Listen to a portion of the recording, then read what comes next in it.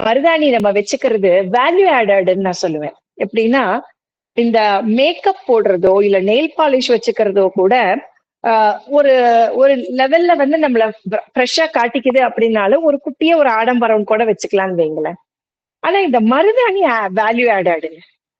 அது எப்படி நீ வச்சதுனாலயா அப்படின்னு நீங்க நினைக்கலாம். இல்லைங்க. இந்த மருதாணி வச்ச கையில காலையில இந்த கை நிறைய நந்தியாவட்ட பூவை இப்படி பறிக்கிறேன். அந்த வெள்ளை நந்தியாவட்டையும் அந்த அழகான இந்த மருதாணியும் அந்த நந்தியாவட்ட பூ ரொம்ப அழகா தெரியுது. செம்பருத்தியை பறிக்கிற போது பாத்தீங்கன்னா, ஏய் நான் சிகப்பா நீ சிகப்பான்னு போட்டி போடுற மாதிரி இருக்கு. தயிர் சாதம் பிசைஞ்சு சாப்பிட்டோம்னா அந்த தயிர் சாதத்தோட கொஞ்சமா அந்த மருதாணி வாசனை உள்ள போறது வேல்யூ ஆடட் ஃபார் த டே அப்படிங்கிற மாதிரி இருந்தது. குட்டி குட்டி விஷயத்துல இருந்து நம்ம பார்க்கலாம் இல்லைங்களா வேல்யூ ஆடிங் அப்படிங்கறத. எனக்கு எவ்வளவு விஷயங்கள் வேல்யூ ஆடட் அப்படின்னு வந்தாலும் இந்த விவசாயிகள் பண்ணக்கூடிய வேல்யூ ஆடிங் அப்படிங்கிறது வந்து நம்மளும் அதை போற்ற வேண்டும். அது என்னங்கிறது நம்ம தெரிஞ்சுக்கணுங்கிறது எனக்கு ரொம்ப ஒரு இன்னைக்கு சொல்லக்கூடிய செய்திகளில் ஒரு முக்கியமான செய்தியாக எனக்கு பட்டது. அதாவதுங்க கொஞ்ச நாள் முன்னாடி எல்லாம் நம்ம முருங்கைக்காய் அப்படிங்கறது சாம்பாரை தாண்டி வேற எதுவும் யோசிச்சது இல்லை. முருங்கைக்கீரை பொரியல் பண்ணுவாங்க. மெயினா இந்த ஆடி மாசம்ல நம்ம சைடு சென்னை சைடு எல்லாம் பாத்தீங்கன்னா இந்த கூழூத்தையில கட்டாயம் முருங்கை இருக்கும். வார ஒரு நாள் வந்துட்டு இருக்கும். ஆனா அந்த முருங்கை மரம்ங்கிறத வந்து விவசாயத்துக்கு வந்து அது வந்ததுங்கிறது வந்து ஒரு சமீப நாட்களாதான். அதுக்கு முன்னாடி நம்ம வீடுகள்ல மரங்கள்ல இருக்கும். அந்த மரங்கள்ல இருந்து அந்த மளிகை கடைகளுக்கு போயிட்டு இருக்கும். ரொம்ப பெருசா விவசாய பூமியில பயிரிட்டவர்களோட எண்ணிக்கை ரொம்ப கம்மி. ஆனா இப்போ அந்த முருங்கா ஆயில், முருங்கா பவுடர் விவசாயிகள் மதிப்பு கூட்டி இருக்கிறார்கள். ஒரு நாளில் பறித்தால் வைத்தால் காய்ந்து போகக்கூடிய கீரைகளை வைத்து முருங்கா பவுடர்னு சோலார் பவர் பிளான்ட்ல போட்டு ட்ரையர்ல போட்டு பவுடர் பண்ணி it is exported through out the world. அந்த விதை அந்த முருங்கை காயோட விதையில இருந்து எடுக்கக்கூடிய முருங்கை ஆயிலுக்கு அதுக்கு அவ்வளவு மதிப்பு. இன்னைக்கு நான் வாழை தாறு இறக்கினேன் அப்படின்னு சொன்னா பழுத்துருச்சு விக்கல அப்படின்னு சொன்னா எனக்கு நஷ்டம். ஆனா இப்ப அப்படி இல்லை. வாழை பழங்களை வெட்டி அதை வந்து ட்ரையர்ல போட்டு பவுடர் ஆக்கி மதிப்பு கூட்டல். That is value adding. இது எப்படின்னா ஒரு பொருளுக்குண்டான மதிப்பு அப்படிங்கறத தாண்டி விவசாயிக்குண்டான மதிப்பே நமக்கு அதிகமான மாதிரி இருந்தது. இதுல இந்த ப்ராசஸிங்ல எனக்கு ரொம்ப ஆச்சரியத்தை தந்தது என்னன்னா தென்னை மரத்துல நீங்க வந்து எந்த இடமுமே வேஸ்ட் ஆகாது அப்படிங்கிறது நமக்கு தெரியும். எல்லா விதத்துலயும் நம்ம யூஸ் பண்ணிடுவோம். ஆனா அந்த முழு தேங்காயாக ஒரு வருடம் முழுக்க நம்ம பாதுகாத்து அந்த முழு தேங்காயாக ஒரு விவசாயி விற்கிற பொழுது அவனுக்கு கொடுத்துட்டு இருக்கக்கூடிய அந்த அமௌண்ட் ரொம்ப கம்மிங்க. இடைத்தரகர்களும் வியாபாரிகளும் அதை கன்சியூம் பண்றவங்களும் தான் அதை இன்னும் சொல்லப்பட நம்மளையும் சேர்த்துதான் நான் சொல்றேன். கன்சியூம் பண்றவங்க தான் அதுல வந்து நம்ம என்ஜாய் பண்ணிட்டு இருந்த மொழிய விவசாயிகளுக்கு அப்படின்னு நீங்க பாத்தீங்கன்னா அவர்கள் பெற்ற பயன் ரொம்ப கம்மியா இருந்தது. ஆனா இப்போ இந்த மதிப்பு கூட்டல்ல என்னென்னலாம் வந்திருக்கு தெரியுங்களா? அந்த கோயர்னு சொல்லுவோம். அந்த நாரெல்லாம் எடுத்துடுறாங்க. அது பெட்டோட ப்ராசஸிங் ஆயிட்டு இருக்குது. வெறும் தேங்காய் மட்டும் சொல்றேங்க, மற்ற இதெல்லாம் விட்டுட்டு. அடுத்தது அந்த தேங்காவை எடுத்து எண்ணெய் தயாரிக்கிறது ஒண்ணு, தேங்காய் பால் ப்ராசஸிங் பண்றாங்க, டெசிகேட்டட் கோகனட் அப்படிங்கிறது இதெல்லாம் மதிப்பு கூட்டல்ல வந்துருங்க பண்ணிடுறாங்க. இது எல்லாம் தாண்டி எனக்கு ரொம்ப ஒரு சந்தோஷத்தை கொடுத்தது என்ன ஆகா அப்படின்னது என்னன்னா அந்த தேங்காய் சிரட்டை இருக்கு இல்லைங்களா? அந்த சிரட்டைய கறியாக்கி அந்த கறியில லெமன் போட்டு ஸ்கியூஸ் பண்ணி அதை காய வச்சு அதை பவுடர் பண்ணினாதான் நிறைய காஸ்மெட்டிக்ஸுக்கும் பேஸ்டுக்கும் உண்டான ஒரு பேசிக் ப்ராடக்ட் சார்கோலா தயாரிக்க ஆரம்பிச்சிட்டாங்க. அப்போ இந்த விவசாயிகளுக்கு கொடுத்த இந்த மதிப்பு கூட்டல் அப்படிங்கிறது ஒரு நாட்டின் முதுகெலும்பாக கருதப்படுகின்ற விவசாயிகளுக்கு வந்த மதிப்பு கூட்டல். இது பெருமைக்குரிய மதிப்பு கூட்டல், வேல்யூ ஆடட் வித் ப்ரைட் அப்படின்னு சொல்லலாம். இது எல்லாம் நமக்கு வந்து வேல்யூ ஆடிங்ல நமக்கு வந்து அன்றாட வாழ்க்கையில பார்த்துட்டு இருக்கோம்னா நிறைய ஒரு கான்ட்ரவர்ஷியல்ஸ் வருங்க. ஏன்னா ஒரு அரசியல்னு வந்துட்டா நம்ம தலைவர்களை கூட இருக்கிற போது ஒரு மாதிரி பார்த்திருப்போம். போனதுக்கு அப்புறம் அவங்களை எல்லாத்துக்கும் அப்பதான் நமக்கு அவங்களோட வேல்யூ தெரியும். நாக்க துருத்திட்டு மிரட்டின விஜயகாந்தோட வேல்யூ நமக்கு அப்ப தெரியல. போனதுக்கு அப்புறம் அவரு மாதிரி வல்லன் யாரும் இல்லைன்னு நம்ம சொல்லிட்டு இருக்கோம். எனக்கு அதுல ரொம்ப நான் வந்து பெருமையா பார்க்கக்கூடிய ஒரு பர்சனாலிட்டி யாருன்னு பார்த்தா நமது மறைந்த முதலமைச்சர் ஜெயலலிதா அவர்கள். ஒரு சின்ன காணொளி பாக்குறேங்க. இது வந்து அரசியல் சம்பந்தப்பட்டது கிடையாது. நீங்க அந்த மாதிரி நோக்கத்தில் பார்க்க வேண்டாம். பிரதமர் வந்திருக்கும் வேளையில் அவரும் நின்றுட்டு இருக்காங்க. எதிர்கட்சியாளர்கள் நம்ம வந்து தேசிய கட்சியோட வந்து நீங்க கூட்டணி அமைச்சிருக்கிறதுனால இவங்களை புறக்கணிச்சுட்டு பிரதமருக்கு மரியாதை செலுத்தி கொண்டிருக்கிறார்கள். பிரதமருக்கு அருகில் இருக்கும் முதல்வருக்கு மரியாதையை செலுத்த வேண்டும் அப்படிங்கிறது வந்து புரோட்டோகால். அது வந்து ஒரு அடிப்படையான ஒரு நாகரீகம். அதை அவங்க பண்ணல. அந்த இடத்துல பிரதமர் நிக்கிறாங்க. அந்த அம்மா ஒரு 2-3 பேர்த்தோட கெஸ்டர் பாக்குறாங்க. எதையுமே அவங்க எதிர்பார்க்கலைங்க. அந்த இடத்த விட்டு அவங்க பாட்டுக்கு கிளம்பி போயிட்டாங்க. இது ஒரு விதத்துல பார்த்தா நீங்க வந்து அரகன்ட் அப்படின்னு சொல்றதுக்கு வாய்ப்புண்டு. ஆனா அது செல்ஃப் ரெஸ்பெக்ட்ங்க. Value added for her own post. எனக்கு அது அவங்களுக்கு அந்த பதவிக்கு அவர்கள் கொடுத்த மரியாதைன்னு இருக்கலாம். நிறைய கான்ட்ரவர்ஷியல்ஸ் உண்டுங்க, அதுக்கு பின்னாடி எத்தனையோ இருக்கு. ஆனா இந்த ஒரு சம்பவம் அவர்கள் மீது இருந்த மதிப்பை கொடுத்தது. நம்மெல்லாம் அவங்களோட சிம்ம குரல்ல பார்த்தா அந்த பேச்சின் மக்களால் நான் மக்களுக்காகவே நான் அப்படின்னாவே அவங்களோட அந்த வாய்ஸும் அது கொடுக்க உங்களின் அன்பு சகோதரி சொல்கிறேன் செய்வீர்களா அப்படின்னு கேட்ட அந்த வார்த்தைகளுக்கு உண்மையாலுமே அந்த பதவிக்கு வேல்யூ ஆடட் அப்படிங்கிறது எனக்கு ரொம்ப சந்தோஷம். ஈவன் அவங்க அந்த பிபிசியில கொடுத்த ஒரு பேட்டியில கூட அவங்களோட செல்ஃப் ரெஸ்பெக்ட் அங்க அசைக்கப்படுகிறது அப்படின்னு சொன்னா அந்த எவ்வளவு பெரிய இடமாக இருந்தாலும் எனக்கு தேவையில்லைன்னு வந்த அந்த ஒரு பாங்கு அந்த பதவிக்கே கிடைத்த வேல்யூ ஆடடுங்க. இன்னொன்னு இதெல்லாம் நம்ம பாக்குறோம் அப்படின்னா இந்த வேல்யூ ஆடிங் வந்து பிளஸஸா வந்துகிட்டே இருக்கு அப்படின்னு நம்ம ஒரு சார்ல நம்ம பார்க்கலாம். அதே நேரத்துல ஒரு சில இடங்கள்ல பாத்தீங்கன்னா இந்த வேல்யூ ஆடிங் அப்படிங்கிறது எனக்கு மைனஸாவும் நான் பாக்குறது உண்டுங்க. எப்படின்னு பாத்தீங்கன்னா கல்யாணங்கள்ல முன்னாடி எல்லாம் மஞ்சள் குங்குமம் அப்படின்னு கொடுத்துக்கிட்டு இருப்போம். இப்ப அது குட்டி குட்டி பவுச் அப்படின்னு சொல்லிட்டு அது ஒரு வியாபாரமா போயிட்டு இருக்குது. ரிட்டர்ன் கிஃப்ட்ஸ் அப்படின்னு சொல்லிட்டு அது வரைக்கும் கூட போகுது அப்படிங்கிற மாதிரி கூட தோணுதுங்க. ஆனா நான் வந்து நிச்சயதார்த்தம் பண்றோம் அப்படின்னு சொல்லிட்டு 51 தட்டு 108 தட்டுன்னு சொல்லி அதுல பழங்கள்ல ஆரம்பிச்சு பாதாம் பிஸ்தான்னு கொண்டு வந்தீங்க. இப்ப அந்த குட்டி குட்டி பொவன்டோ ஃப்ரூட்டி என்னென்ன வைக்கிறதுனே தெரியாத அளவுக்கு அந்த பொருட்களை நம்ம அடுக்கி அந்த பொருட்களை வந்து டிஸ்ட்ரிபியூட் பண்றோம். யாரும் அதை கன்சியூம் பண்றதும் ப்ராப்பரா கிடையாது. அதை டிஸ்ட்ரிபியூட் பண்ண இது சொல்லையில எங்க சைடு சொல்றதுக்கு எனக்கு கொஞ்சம் தைரியமா இருந்ததுங்க. எப்படின்னா எங்களோட காலகட்டங்கள்ல எங்க வீடுகள்ல இந்த கொங்கு மண்டலங்களில் நடக்கக்கூடிய கல்யாணங்கள்ல பாத்தீங்கன்னா அதாவது எதுவும் வாங்க மாட்டாங்கன்னு சொல்ல மாட்டாங்க, எல்லாம் தான் வாங்குவாங்க. ஆனா கொஞ்சம் விவரமா வாங்குவாங்க. பொட்டி பணம்னு வாங்கிப்பாங்க லாக்ஸ்ல. ஆனா இந்த மாதிரி தட்டுகள்ல நீங்க பாத்தீங்கன்னா மேக்சிமம் 3 தட்டு இல்லைன்னா 5 தட்டு வைப்பாங்க. தேங்காய், வெத்தலைப்பாக்கு, அந்த ஆரஞ்சு முட்டாயி, கல்கண்டு, அதை தாண்டி பெரிய ஆடம்பரமே அங்க இருக்காது.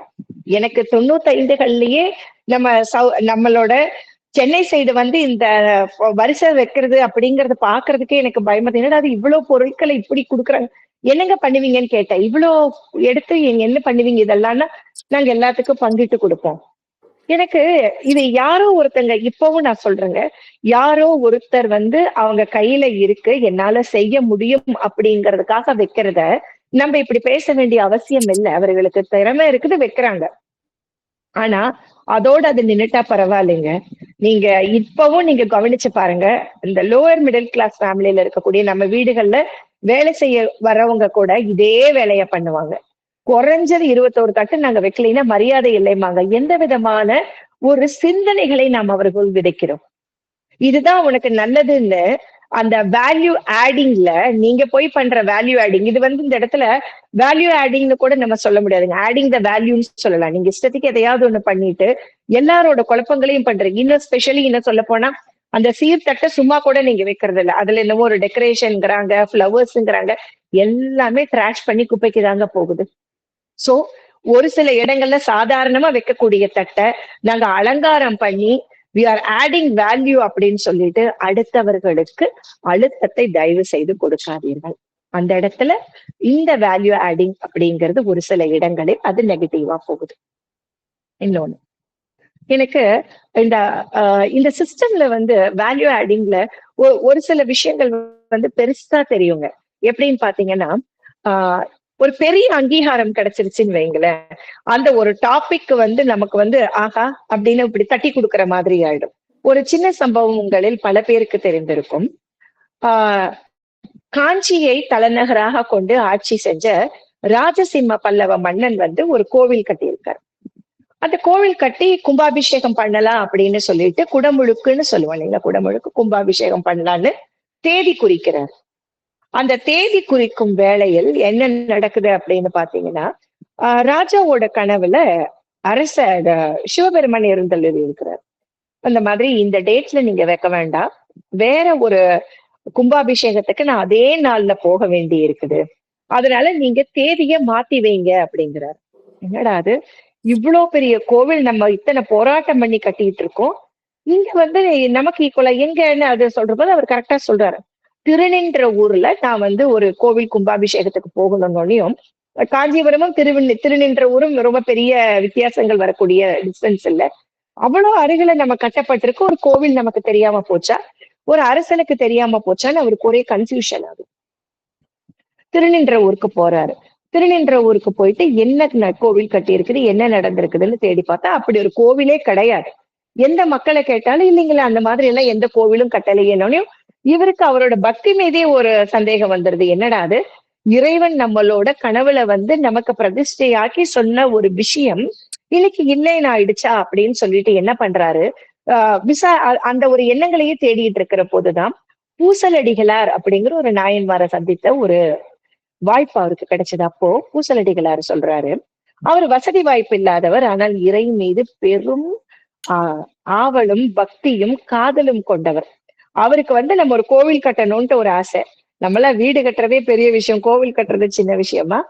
அவருக்கான கட்டக்கூடிய அளவிற்கு அவருக்கு ஒண்ணும் கையில பெரிய பண வசதி வாய்ப்புகள் கிடையாது. உட்கார்ந்து தியானத்திலேயே யோசிக்கிறாரு, எப்படி கடக்கால் எடுக்கிறதுல ஆரம்பிச்சு எத்தனை ஆட்களை வச்சு வேலை செய்யலாங்கிறதுல இருந்து படிப்படியாக ஒவ்வொரு நிலையாக நினைச்சு அந்த குடமுழுக்கு வரைக்கும் அவர் கற்பனையிலே கொண்டு வந்திருக்கிறார் பூசலடிகளார். இந்த மாதிரி நான் ஒரு கோவிலை கட்டினேன், அதுக்கு கும்பாபிஷேக தேதியும் குறிச்சிருக்கேன் அப்படின்னு சொல்லி அந்த மேனிஃபெஸ்டிங் அப்படின்னு சொல்லுவாங்க பாத்தீங்களா, அந்த மேனிஃபெஸ்டிங்க்கு வேல்யூ ஆட் பண்ணது நம்ம சிவபெருமான். சோ கடவுளே நமக்கு வேல்யூ ஆடிங் பண்ணி கொடுத்திருக்காருன்னு சொல்லலாம். இவர் போய் இது எப்படி வேல்யூ ஆட் ஆச்சுன்னா, இப்படி நீ ஆசையா கற்பனையில என்ன ஒரு ஆர்கிடெக்சர், என்ன ஒரு மெத்தடைசேஷன்ல அந்த ஸ்ட்ரக்சர்ல கோவில நீங்க கட்டினீங்களோ அதே மாதிரி உங்களுக்கு நான் கோவிலை கட்டி கொடுக்குறேன் அப்படின்னு சொல்லிட்டு ராஜசிம்ம பல்லவர் கட்டின கோவில் திருநின்ற ஊரில் இன்றும் இருக்கிறது.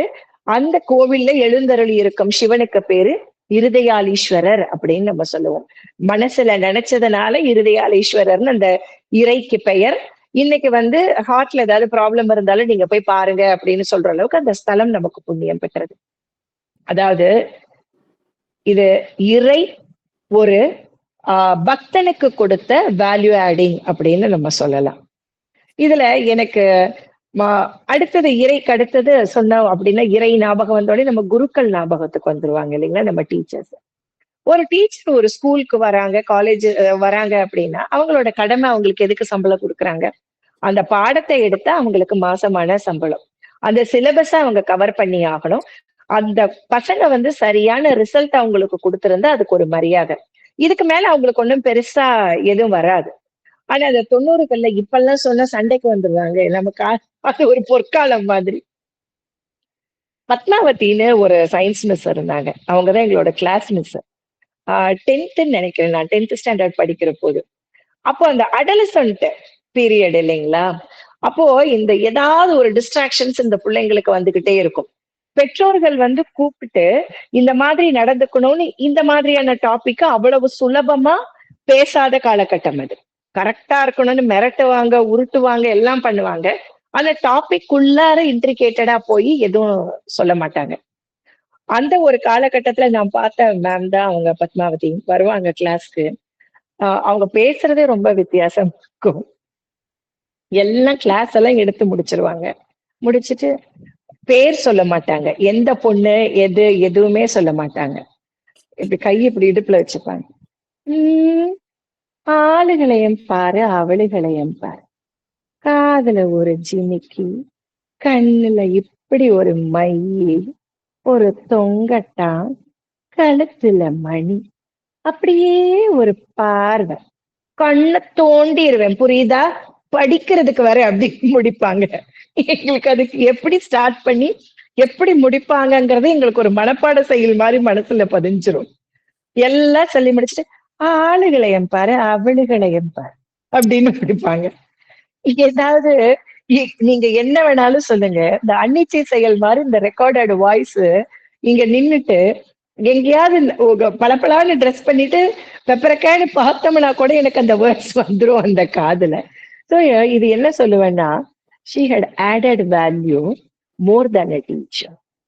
அந்த மாதிரி ஒவ்வொரு காலகட்டங்களிலும் யாராவது ஒருத்தர் வந்து நம்மள வழி நடத்திட்டே தான் இருக்காங்க.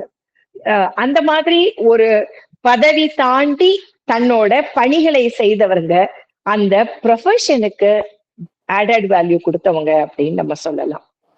இன்னைக்கும் நம்மளோட குழந்தைங்க நம்ம பார்த்த காலகட்டங்கள் தாண்டி அவங்க நமக்கு தாயாக, அவங்க நமக்கு தந்தையாக நிறைய இடங்கள்ல நமக்கு என்ன சொல்றோம்னா ஒரு கம்பேக்டான ஒரு ஃபீலிங் கொடுத்துருவாங்க. இந்த இடத்துல நான் இருக்கேமா அப்படிங்கிறது. அது அவங்க கொடுக்கக்கூடிய ஆடட் வேல்யூ. எனக்கு எங்களோட தெருக்கள் பாக்குற போது ரொம்ப சந்தோஷமா இருக்குங்க. இது எங்களோட இந்த இடம் வந்து நான் இதை பதிவு பண்ண விரும்புறேங்க.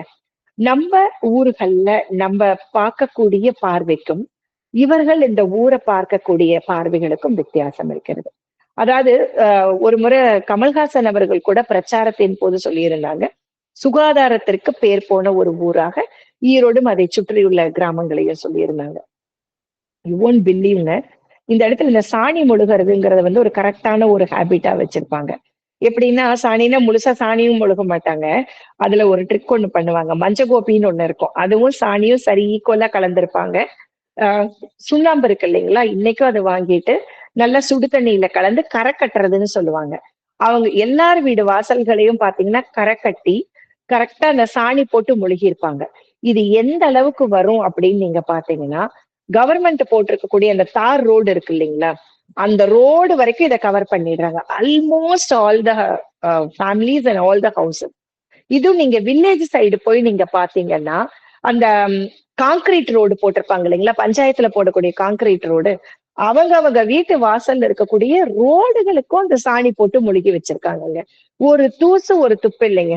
அந்த குப்பை வண்டி வந்ததுன்னா அந்த குப்பை வண்டியில மட்டும்தான் குப்பைய போடுறாங்க, வேற எங்கேயுமே போடுறது கிடையாதுங்க. சேர்த்தி வச்சிருக்காங்க. அவங்க திட்டுறாங்களோ ஒழிய, என்னைக்காவது ஒரு நாள் குப்பை வண்டி வரலைனாலும் வரலையேன்னு திட்டுறாங்களோ ஒழிய கண்ட இடத்துல டிராஷ் பண்றது கிடையாது. நீங்க எந்த தெருக்களுக்கும் எந்த கிராமங்களுக்கும் வேண்டுமானாலும் வந்து பாருங்க, அவ்வளவு ஒரு சுத்தமா அந்த இடம், அந்த இடத்த சுத்தி அவங்க வீடு, அந்த வாசல் எல்லாத்தையுமே அவங்க வந்து அவ்வளவு ஒரு நீட் அண்ட் டைடியா வச்சிருக்காங்க. they are adding value to their own places, not only that to their premises.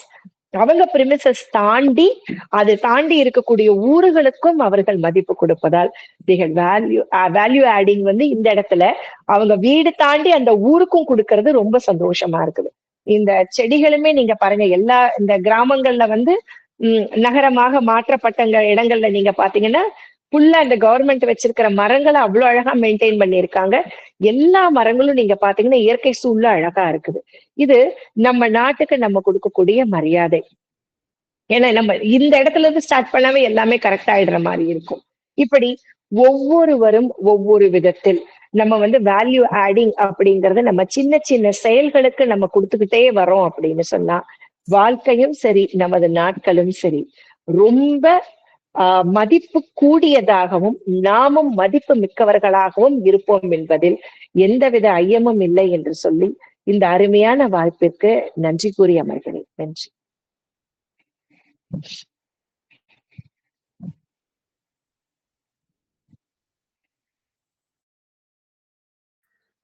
Thank you madam. ஒரு அருமையான ஒரு செஷன். நேற்றுக்கு உங்க நண்பர் எடுத்தாங்க, இன்னைக்கு நீங்க வந்து எடுத்துக்கிறீங்க. கிட்டத்தட்ட நேற்று கூட அவங்கள்ட்ட ஒரு ஃபீட்பேக் சொன்னேன், 2 பேரும் நண்பர்ன்றீங்க, ஒரே மாதிரி வாய்ஸ் இருக்கு, ஃப்ரெண்ட்ஷிப் வந்து இதுல வந்து 2 பேரோட மாடலேஷன், வாய்ஸ் எல்லாமே ஒரே மாதிரி இருக்கு. நான் உங்கள்ட்ட ஒரு ஃபீட்பேக் கொடுத்தேன். இந்த மாதிரி வந்து ரொம்ப அருமையா இன்னைக்கு ஒரு செஷன். எனக்கு கூட இந்த நீங்க வேர்சட்டை பத்தி சொல்லும்போது தேவையே இல்லை. அந்த ஒரு எவரத்துல எடுத்துட்டு அதுக்கு ஒரு டெக்கரேஷனு, அதுல இருக்கிற பொருள் அதை ஒன்று இது பண்ணி, இப்போ நான் கூட எங்க சன்னுக்கு வெட்டிங் பண்ணோம். பண்ணும்போது அந்த பொருள்லாம் டிஸ்போஸ் பண்றது இருக்கு இல்லையா, ஸ்வீட்டு காரம் அந்த பொருள் அதெல்லாம் பார்த்தீங்கன்னா ரொம்ப ரொம்ப டஃபஸ்ட்டு. அதெல்லாம் பல நேரத்துல பல பேர் மெனக்கிடுறது இல்லை, மெனக்கிட்டு அதை கொண்டு போய் சேர்க்கறதும் கிடையாது. ஸோ அப்போ வந்து நிறைய வேஸ்டேஜஸ் வருது. நம்ம வேல்யூ அடிஷன் நினைச்சு பண்றது வந்து மிகப்பெரிய மெகா வேஸ்ட்டு. அந்த மாதிரி பல பல தகவல்களை சொல்லி சென்றிருக்கிறீங்க. ரொம்ப வெரி வெரி ப்ராக்டிக்கல். அது மாதிரி வில்லேஜஸ்ல இந்த சாணம் வச்சு முழுகிறது, அந்த காலத்துல வாசல்ல கூரை வீட்டு வாசல்ல கூட ஒரு சின்ன திண்ணை மாதிரி இருக்கும். அந்த திண்ணையில வந்து ஒரு ஹைட் வச்சு சாணி வச்சு முழுகி ஒரு கோலம் போட்டு வச்சிருப்பாங்க. அந்த வீட்டுக்குள்ள போகும்போதே ஒரு மனமா இருக்கும். சாணம் வந்து நாற்றம்னு சொல்லுவாங்க, ஆனா அது ஒரு மனம் அப்படிங்கிறது நமக்கு அதை என்ஜாய் பண்ணவங்களுக்கு தான் தெரியும். அவ்வளோ பெரிய கிருமி நாசினியா அது இன்னைக்கு எல்லாம் பேசுறாங்க. அதை அந்த மாதிரி பல விஷயங்களை சொல்லி சென்றிருக்கிறீங்க. சூப்பரான ஒரு செஷன் அப்படிதான் சொல்லணும். உங்களுக்கு கொடுத்த பாணியில அழகாக கொடுத்துருக்கிறீங்க. நன்றி மேடம். இன்று பிறந்த நாள், திருமண நாள், சுப நிகழ்ச்சிகள் கொண்டாடும் அனைவருக்கும் வேற யாராவது நம்ம தளத்துல இருந்தால் அன்வைட் பண்ணி பேசலாம்.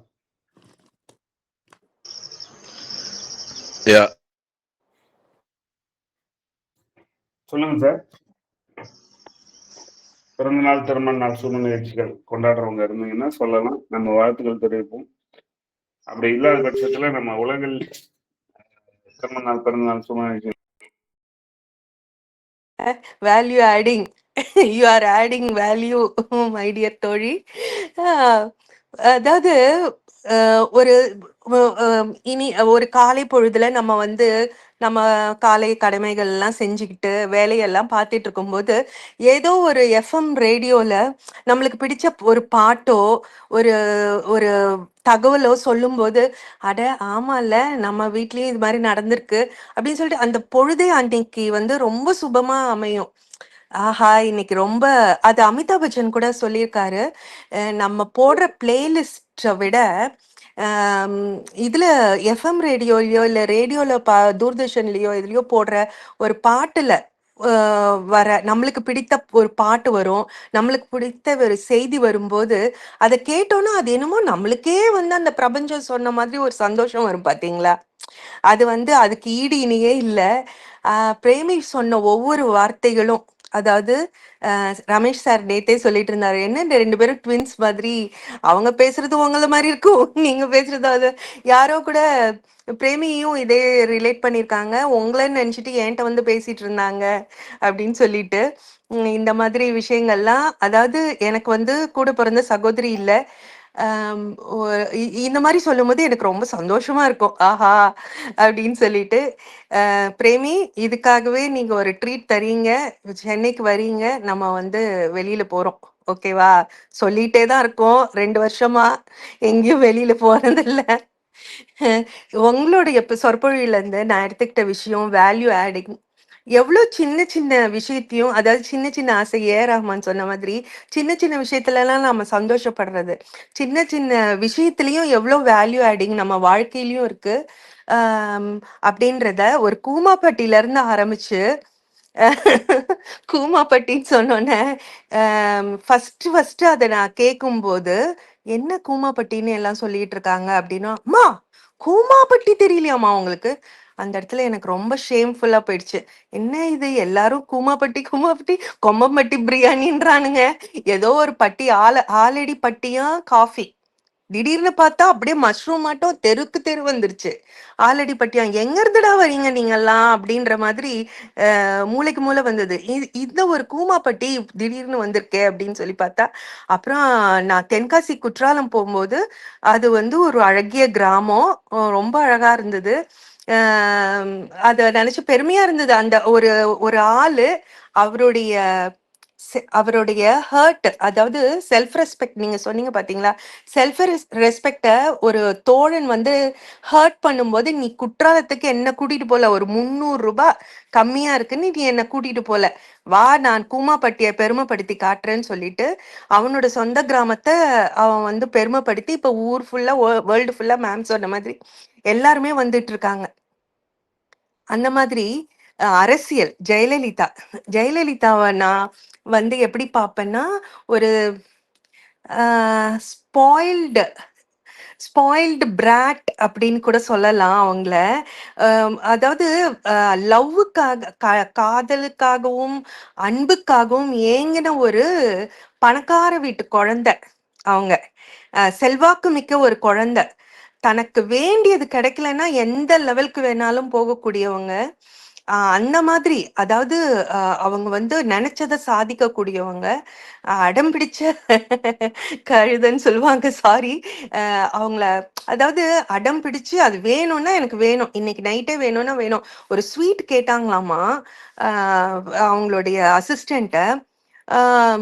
அவர் வந்து இப்ப கிடைக்காது மேம் அப்படின்னோடனே சரவணன், அப்ப இருந்த சரவண பவன் ஹோட்டல் ஓனருக்கு கால் பண்ணி எனக்கு கிலோவா அந்த மைசூர் பாக் ஸ்வீட் வேணும்னு சொல்லிட்டு ஃபுல்லா அவ்வளோ கிலோ ஸ்வீட் வாங்கிட்டு வந்து ஒரே மூச்சுல அவ்வளோ சாப்பிட்டாங்க அப்படின்னு சொல்லுவாங்க. அது மிகைப்படுத்தலா கூட இருக்கலாம்.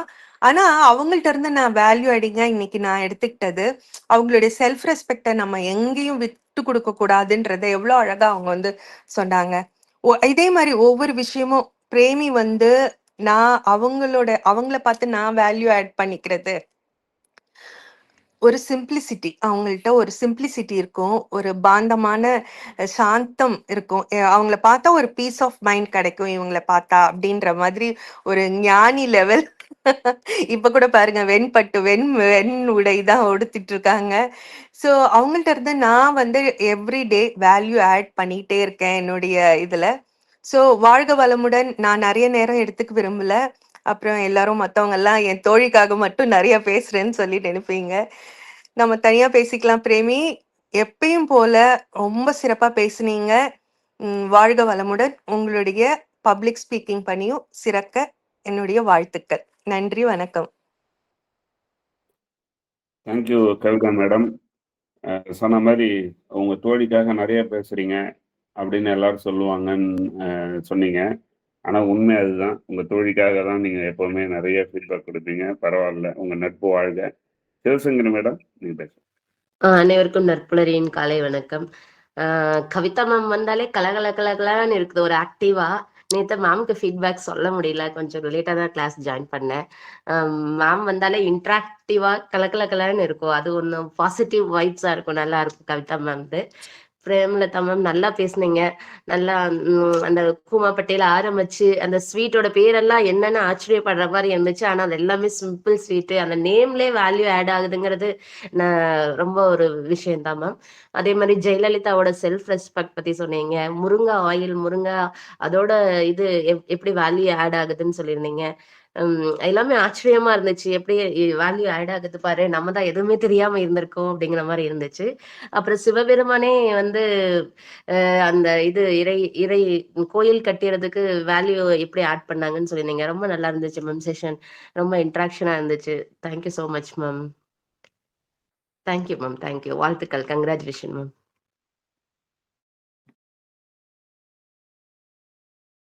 அதே மாதிரி ஃபங்க்ஷன்ஸ் பத்தி சொல்லியிருந்தீங்க. அதே மாதிரி டெக்கரேஷன்ஸ், மெயினா டெக்கரேஷனுக்கு செலவு பண்ற காசு, அது பூவுக்கும் அந்த டெக்கரேஷன் பிளேட்டுக்கும் செலவு பண்ற காசுல ஒரு கொஞ்சம் பேத்துக்கு நம்ம சாப்பாடு எக்ஸ்ட்ரா போட்டா கூட அது ஒரு புண்ணியமா இருக்கும் மேம். நிஜமாவே நீங்க சொன்ன மாதிரி அதை டெக்கரேட் பண்ணி டிஸ்போஸ் பண்றதே பெரிய வேலை. சிம்பிளிசிட்டியில இறைநிலையை காணலாம். இப்ப கூட இங்க பெங்களூர்ல வரலட்சுமி பண்டிகை வருது, அதுக்காக பண்ற டெக்கரேஷன் பார்க்கணும் மேம், செலவு பார்க்கணும். ஆனா அது எல்லாம் பண்றாங்க வீட்டுல, ஆனா சமைக்கிறாங்க. க்ளோஸ் ஃப்ரெண்ட்ஸ் 2 பேத்துக்கு தான் சாப்பாடு போடுறாங்க. கொஞ்சம் அந்த 2 ஃபேமிலி அப்படிதான் போடுறாங்க. ஆனா பூவுக்கும், அந்த தாம்பூல தட்டு குடுக்கறதுக்கும், அந்த அங்க வைக்கிற ஸ்நாக்ஸுக்கும் அதுக்காக எவ்வளவோ செலவு பண்றாங்க. என்ன பொறுத்தவரைக்கும் அது பண்றதுக்கு சிம்பிளா ஒரு ஆர்டர் பண்ணி ஒரு பிரியாணி, ஒரு ஒரு சிம்பிள் மெனு பண்ணி, யாரு வீட்டுக்கு வராங்களோ எல்லாத்துக்கும் சாப்பாடு போட்டா, அது இன்னும் மனநிறைவா இருக்கும். ஒரு ரிட்டர்ன் கிஃப்ட் கொஞ்சம் நல்லதா குடுத்தா, அவங்களுக்கு இன்னும் வாங்கிட்டு போய் இன்னும் அத பாக்குறப்ப மனநிறைவா இருக்கும்னு தோணுது. பட் அதுல எல்லாம் அவங்க கொஞ்சம் தான் செலவு பண்றாங்க. பட் என்ன இங்க பாக்குறப்ப இதுல நெறைய செலவு பண்றாங்க. அது கொஞ்சம் சொல்லணும்னு தோணுச்சு ma'am. Thank you ma'am. Thank you so much. Thank you Sivasundari madam, அருமையா சொன்னீங்க. ஆக்சுவலி ஆடம்பரமா நம்ம பண்றதுக்கு பதிலாக நிறைய பேருக்கு உணவு அளிக்கலாம். அந்த மாதிரி நிறைய இடத்துல இருக்கு. எங்க ஊர்ல கூட பங்குனி உத்திரம் நடக்கும். அந்த காலத்துல வெளியூர்ல இருந்து வண்டி கட்டிட்டு வருவாங்க. அவங்களுக்கு சாப்பாடு போடுறதுக்காக தான் இந்த அன்னதானம்ன்ற கான்செப்டே கொண்டு வந்தாங்க. அது என்னன்னா இன்னைக்கு பெரிய அது ஒரு கௌரவமாயி எவ்வளவு உணவுகளை வீணடிக்கிற மாதிரி ஒரு திருவிழாவா மாறுது. Thank you for your feedback. Bhagat sir பேசலாம்.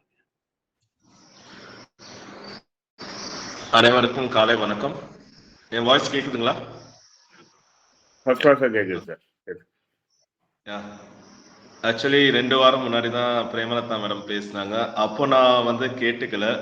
அப்புறம் நான் மேடம்கிட்ட கால் பண்ணி கேட்டேன். உங்க பேச்சு ரொம்ப நல்லா இருந்துச்சு. அப்புறம் ரெக்கார்டிங் ஷேர் பண்ணாங்க எனக்கு.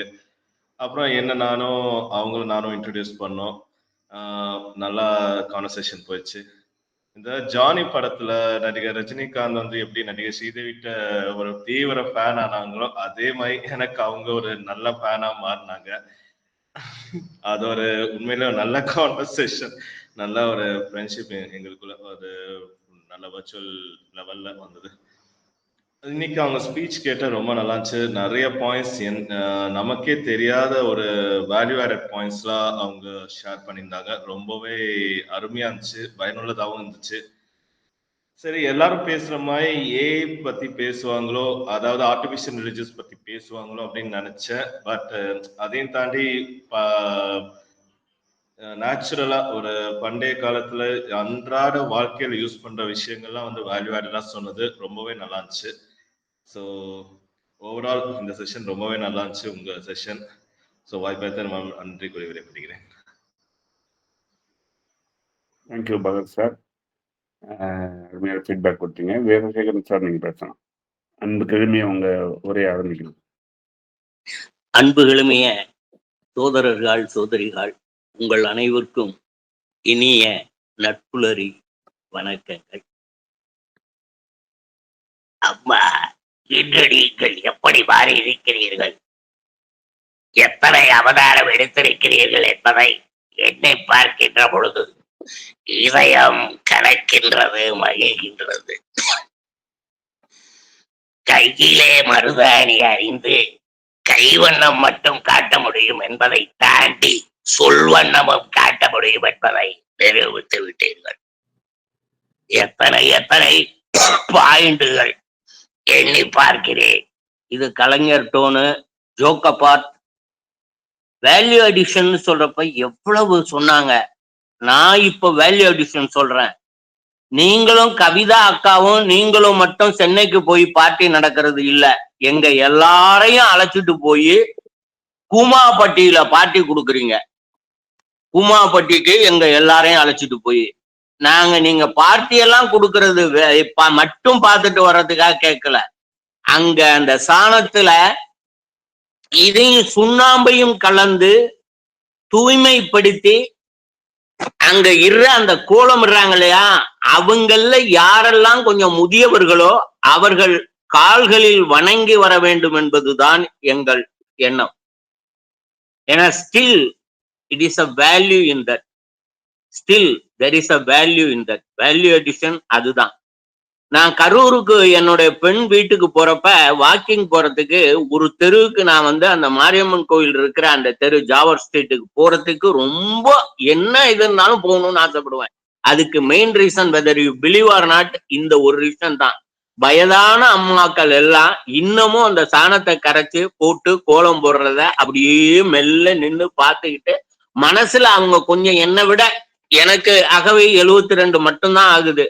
அவங்க கொஞ்சம் கூட இருக்கிறாங்க மாதிரி நினைச்சா மனதளவில் உண்மையா செஞ்சோம்னா அது வேற மாதிரி ஆகும். அதனால மனதளவில் அவங்க காலை தொட்டு வணங்கி வருவதாக எண்ணிக்கொண்டு சொல்லுவேன். அது எனக்கு பெரிய மகிழ்வை தரும். அது போலதான் இன்னைக்கு நீங்க வந்திருக்கிறது, பல செய்திகளை சொல்லியிருக்கீங்க. Value addition in that. Bhagat ரொம்ப வருத்தப்பட்டாரு ஏஏன்னு. Not only AI artificial, not only artificial intelligence, ஜிபிடின்னு சேர்த்துங்க. AI GPT, gathering, processing and transmitting. பல செய்திகளை கேதர் பண்ணி அதை ப்ராசஸ் பண்ணி இன்னைக்கு நமக்கு டிரான்ஸ்மிட்டும் பண்ணியிருக்காங்க. அவர்களுக்கு எனது அன்பான வாழ்த்துக்கள், அன்பு வேண்டுகோள். அடிக்கடி வாருங்கள், உங்கள் அமுத ஊற்றை நாங்கள் பருகத் தாருங்கள். நன்றி, வணக்கம். நன்றிங்கய்யா, அருமையா இன்னைக்கு குறித்து எல்லா விஷயமும் சொன்னீங்க. அந்த ஜிபிடின்றதுக்கு எனக்கு இன்னைக்கு தான் நிஜமா தெரிஞ்சுக்கிட்டேன் உங்களுடைய ஃபீட்பேக்லேருந்து. Gathering, processing and transmitting. ரொம்ப நன்றி. அந்த மருதாணி பற்றி சொன்னாங்க. ஆக்சுவலி எங்கள் வீட்டில் மருதாணி வச்சு களைச்ச பிறகு கையில் சாப்பாடு போடுவாங்க. அந்த சாப்பாடோட மனம் இன்னைக்கும் அப்படியே மனசுலயே இருக்கு. அவங்க சொன்னது நினைவு வந்தது. அடுத்து ஸ்ரீராம் சார், நீங்க பேசலாம். காலை வணக்கம். ரொம்ப எக்ஸலண்டா பேசினாங்க, நிறைய இன்ஃபர்மேஷன். பட் ஒரே ஒரு இது, இந்த அசோகா அல்வா சொன்னாங்க, அது திருவாரூர் இல்ல மேடம், திருவையாறு. ஏன்னு கேட்டா ஆம்பூர்னா பிரியாணிங்கிற மாதிரி சாப்பாடு ராமனா இருக்கிறதுனால அதோட வேல்யூ அதுக்கு கொடுக்கணும் இல்லைங்க இல்லையா, திருவையாறு. அது ஒண்ணு. ரெண்டாவது வந்து நிச்சயதார்த்தம் பத்தி சொன்னீங்க, எவ்வளோ இதா இருக்குன்னு. அந்த இடத்துல என்னோட நிச்சயதார்த்தத்தை நினைச்சு பாக்குறேன். நான் இப்ப துபாயில ஒர்க் பண்ணிட்டு இருந்தேங்க. என்னோட குருநாதர் வந்து என்ன பண்ணாரு, எங்க அம்மாவை போன் பண்ணி என்னை பார்க்க வா, வரும்போது பூப்பழம் வாங்கிட்டு வா அப்படின்னாரு.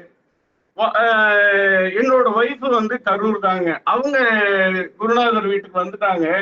எங்க அம்மாவும் தங்கச்சியும் வராங்க. எதுக்கு வர சொன்னேன்னு தெரியுமா, இன்னைக்கு ஸ்ரீராமோட நிச்சயதார்த்தம் தாங்க. அம்மா ஷாக். ஏன்னு கேட்டா எங்க அப்பா இல்ல, தாத்தா இல்ல. என்னங்க அவங்க 2 பேரும் இல்லையே.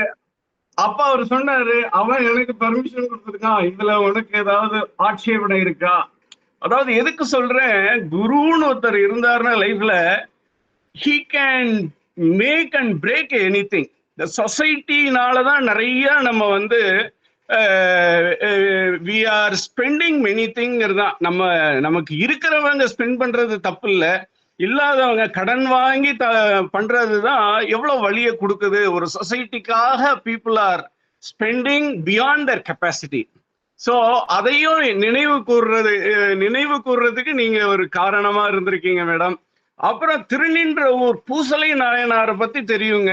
அவர் மணக்கோவில் கட்டினாரு தெரியும். அந்த ராஜா கோவில் கட்டி கொடுத்து இன்னைக்கு ஹிருதயாலீஸ்வரர்னு இருக்காருங்கிறது உங்க நிகழ்ச்சி உங்களோட பேச்சு மூலியமா அறிஞ்சுக்கிட்டேன். ஸோ அதை தவிர இந்த கிராமத்துல இந்த gardening and civics and cleanliness பத்தி சொன்னீங்க, மிக அருமையா இருந்தது madam. Excellent session. Thank you. Thank you sir, உங்களோட ஃபீட்பேக்கு. இருக்கிறவங்க செய்யறாங்க, இல்லாதவங்கள கடன் வாங்கி செய்யறது தப்புன்னு சொன்னீங்க. ஆனா இருக்கிறவங்க செய்யறது வந்து அடுத்தவங்களையும் ஒரு ப்ரெஷர் ஏற்படுத்துது. இல்லாதவங்களும் கடன் வாங்கி செய்யறதுக்கான ப்ரெஷரும் தேவையில்லாத இந்த மாதிரி விஷயங்களை அடுக்கும்போது தான் அந்த ப்ரெஷரும் ஏற்படுதுன்றது என்னுடைய சொந்த கருத்து. நன்றி உங்களோட ஃபீட்பேக்கு. அடுத்து மில்டன் சார், நீங்க பேசலாம். வணக்கம் சார், கேக்குதா? நன்றி சார். அதாவது அந்த காலத்துல வந்து திருவையாறு போயிருக்கேன் இந்த அடிக்கடி. அப்போ வந்து சொல்லுவாங்க, தஞ்சாவூர்ல இருக்கும்போது சொல்லுவாங்க, மன்னர்களில் பெரியவர் அப்படின்னு சொல்றது வந்து அசோகர். அதாவது பாக்குகளில் சிறந்தது அசோகா பாக்கு. அதே போல அல்வாக்களில் சிறந்தது அசோக அல்வா அப்படின்னு திருவையாறு அசோக அல்வா. அந்த குறிப்பிட்ட இடத்துல சாப்பிடும்போது அந்த வித்து காராசேவோட கொடுப்பாங்க. அந்த சுட சுட நீங்க சொன்ன மாதிரி இந்த முந்திரி எல்லாம் போட்டு, அது வந்து அந்த இதுக்கு வந்து எந்த அல்வாவும் அது கிட்ட நெருங்க முடியாதுன்ற மாதிரி ஒரு பிரமாதமான ஒரு உணர்வு கொடுத்தீங்க. அதே இப்போ காந்தி சொன்னதை ஒரு விஷயத்த சொல்றேன். நீங்க இந்த 21 தட்டு அதெல்லாம் சொன்னீங்க. அதை வச்சு ஈவன் திருமணங்களே வந்து 20 பேருக்கு மேல இருக்க வேணாம், இந்த அதிகபட்சம் 10 பேர், இந்த 10 பேர், மேக்சிமம் 30 பேர் இருந்தா போதும், கூட ஒண்ணா சேர்த்துங்க கொஞ்சம் பேர், அதுக்கு மேல தேவையில்லை அப்படின்ற மாதிரி காந்தி பல இடங்கள்ல அந்த கருத்து சொல்லியிருக்காரு. ஒரிசால பார்த்திருக்கேன், வீடுகள்ல தான் திருமணம் நடக்கும், சத்திரங்கத்துல எல்லாம் பெருசா எடுக்க மாட்டாங்க. அவங்க அவங்க எளிமையா அந்த காலத்துல இருந்து இந்த ஆதிவாசிகள் இந்த ட்ரெடிஷன் அவ இப்பவும் அந்த பாரம்பரியத்தை மெயின்டைன் பண்றாங்க. ஜெய்ப்பூர்லயும் அதே மாதிரி பார்த்திருக்கேன் நிறைய இடங்கள். ஸோ ரொம்ப சிறப்பு. தொடர்ந்து உங்க பணி சிறக்கட்டும். உங்கள் மூலமாக பலரும் சிறக்கட்டும். நட்புக்கும் விசேஷமாக இதையெல்லாம் ஒருங்கிணைத்து அருமையாக நடத்துகின்ற அருமை சகோதரர் ஆசிரியர் ஆசான் ரமேஷ் அவருக்கு என்னுடைய வணக்கத்தை தெரிவித்துக்கிறேன். நன்றி குரு. உங்களுடைய அருமையான ஒரு ஃபீட்பேக்கு. அடுத்து வேற யாரும் கை உயர்த்தலை, வேற யாராவது இருந்தால் பேசலாம். சிவகனி மேடம் இருக்கீங்களா?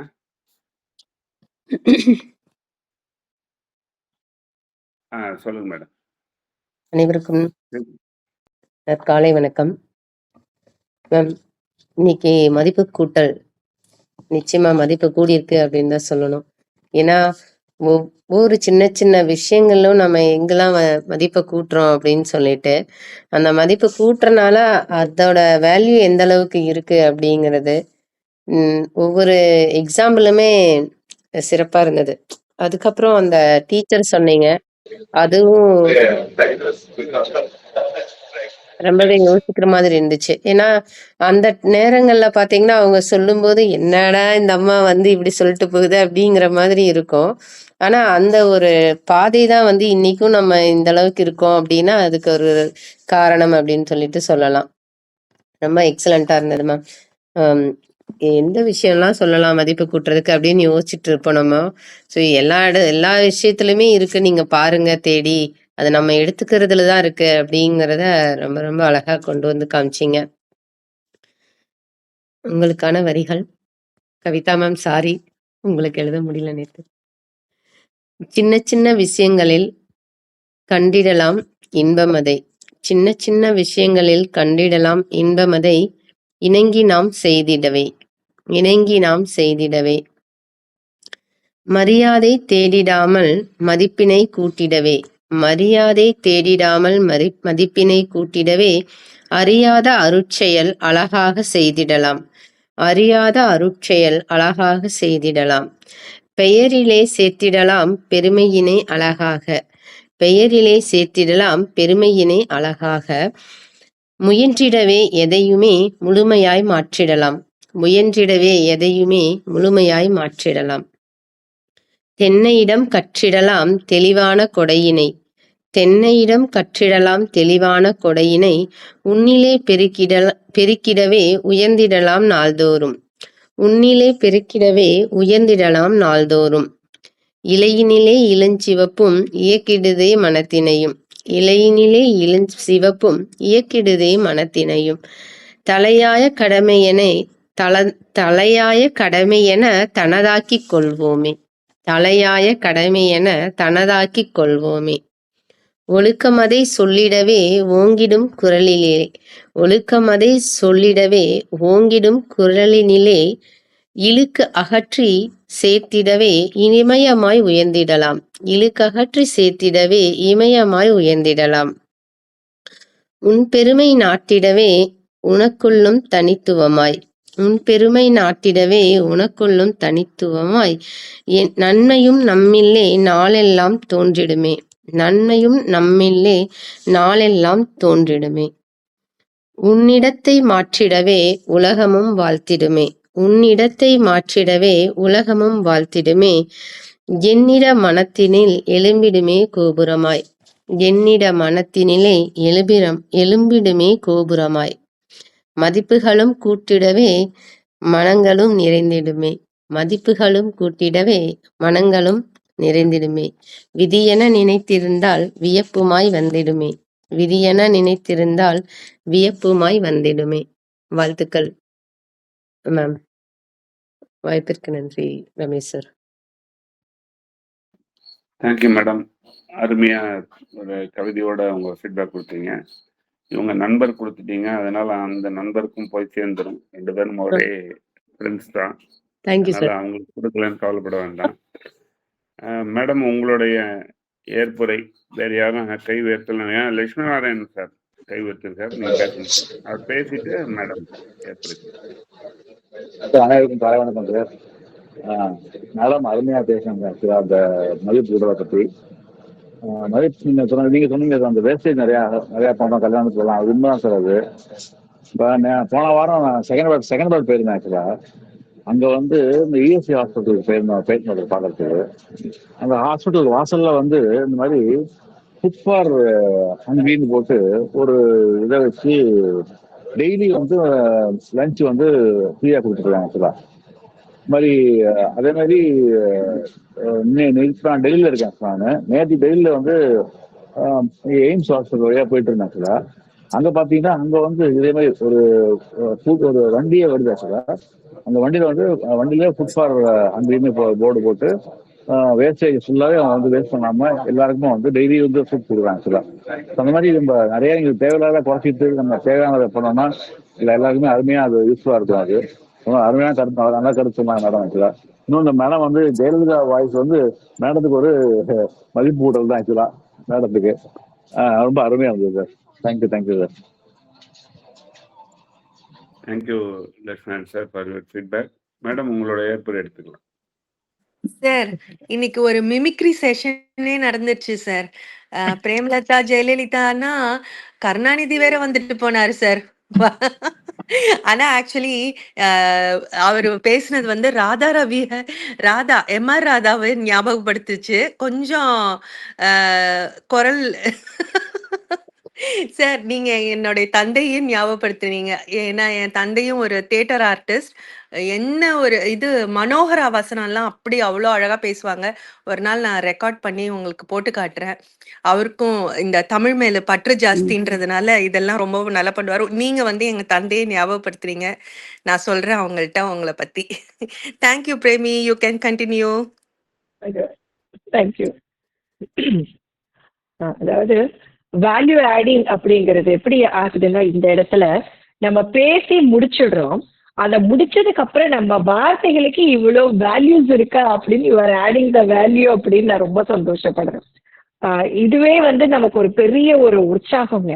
இந்த ஃபீட்பேக் செஷனும் சரி, அதுக்கு கேட்டுட்டு அப்படியே போகாம அப்பாடான்னு சொல்லிட்டு அந்த நிறைவோட போறோம் பாத்தீங்களா, அதுக்காகவே நான் இந்த ஏற்புரைக்காக நான் காத்துக்கிட்டு இருப்பேன். நான் எனக்கு கவி இது வந்து நேற்று ஏதோ ஒன்று அலுவல் இங்க வேலையா வந்திருந்ததுனால எப்படியோ மிஸ் பண்ணிட்டேன். சாரி கவி. ரெக்கார்டட் ஏதாவது இருந்ததுன்னா எனக்கு அனுப்பி வைங்க. இன்னொன்னு எனக்கு கவிதா பக்கத்துல இருந்து இந்த இடம் வந்து கூடுதல் சந்தோஷம் ஆகுது. எப்பவுமே எல்லாரும் ஒரு இணக்கமான ஒரு மனோநிலையில தான் நம்ம இருப்போம் இந்த தளத்துல. இதுல மேலும் வந்து ஒரு இணைப்பை வந்து கவி ரொம்ப ஒரு ஸ்கூல் மாதிரி கொண்டு போறாங்க. சோ எனக்கு அது இன்னும் சந்தோஷமா இருக்கு. ஒவ்வொருத்தருடைய ஏற்புரைய டெஸ்டிமோனி அண்ட் ஃபீட்பேக்கும் எனக்கு ரொம்ப சந்தோஷமா இருந்தது. இவ்வளவு அழகா கவனிச்சு நமக்கு சொல்றாங்க அப்படிங்கிறது. எனக்கு உண்மையா அந்த சீர்தட்டு சொல்லையில கொஞ்சம் பயமா இருந்தது. கொஞ்சம் ஓவரா ஏதாவது மூக்க நுழைக்கிற மாதிரி சொல்லிட்டோமோன்னு. ஆனா எனக்கு உண்மையா நான் பல நாட்கள்ல வேதனைப்பட்டது தாங்க. இந்த வேலை செய்யறவங்க நம்ம கிட்ட அட்வான்ஸ் கேட்கிற போது நமக்கு கஷ்டமா இருக்கும். இது எதையாவது உருப்படிக்கு செலவு பண்ணலாம் இல்லம்மா, இது கொண்டு போய் திருப்பி அங்க வைக்கிறியா அப்படின்னு நான் கேட்பேன். சரி, இங்க ஒரு அறிவார்ந்த மக்கள், நல்ல மனது படைத்தவர்கள் மத்தியில் இந்த கருத்தை நம்ம விதைச்சிட்டோங்கிறதுல எனக்கு இப்ப நான் நிறைவா நம்ம பாக்குறேன். சிவகனி மேடம் எங்க இருந்துதான் உங்களுக்கு இவ்வளவு ஃபாஸ்டா வருதோ ஒரு வார்த்தைகளும் கோர்வைகளும் அதுக்குண்டான அர்த்தம் சொல்லி வருதுன்னு தெரியல. நம்மளும் கொஞ்சம் ட்ரை பண்ணலான்னு ஒரு நிமிஷம் எழுதல. சில நிமிடங்களில் சிலங்காகிதமாய் சிந்தனைகளை வழிக்கையில் வர்ணமயமான வார்த்தைகளை எங்களுக்கு வாரி இருக்கிறீர்கள் சிவகனி. தேங்க்யூ. இன்றைய நாள் மிக சந்தோஷமான நாளா உங்களோட எல்லாரோட பாராட்டுதலையும் நான் ரொம்ப அப்படி பொக்கிஷமா எடுத்துக்கிட்டு இன்றைய நாளை துவங்குகிறேன். மனமார்ந்த நன்றிகள். Thank you madam. உங்களுடைய அருமையான ஒரு ஏற்புரை. என்னன்னா நம்மளுடைய தளத்தோட ஸ்பெஷாலிட்டியே உள்வாங்கி அதை ஆத்மார்த்தமான விஷயங்களா வெளிப்படுத்துறது தான். பல திறமையாளர்கள் இருக்கிறாங்க, மிமிக்ரி ஆர்டிஸ்ட் இருக்காங்க, கவிதை பாடுறவங்க இருக்கிறாங்க, பாட்டு பாடுறவங்க இருக்கிறாங்க, பல பேர் இருக்கிறாங்க. அதான் நம்மளுடைய நற்பலருடைய வெரைட்டியான ஒரு பார்ட்டிசிபென்ட்ஸு. நன்றி. ஸோ இன்று வந்து வேல்யூ ஆடிங் அப்படிங்கிற தலைப்பில் மேடம் பிரேமலதா மேடம் உடைய அருமையான ஒரு ப்ரெசன்டேஷன் ரொம்ப யூஸ்ஃபுல்லான செய்திகளோட முடிஞ்சது. இந்த வேல்யூ ஆடிங்கிற தலைப்பு இந்த மாசத்துக்கான வேல்யூ ஆட் ஆச்சு அப்படின்னு நம்ம எடுத்துக்கலாம். நன்றி. நிறைய பார்ட்டிசிபென்ட்ஸ் கலந்து கொண்டு அவங்களுடைய ஃபீட்பேக்கையும்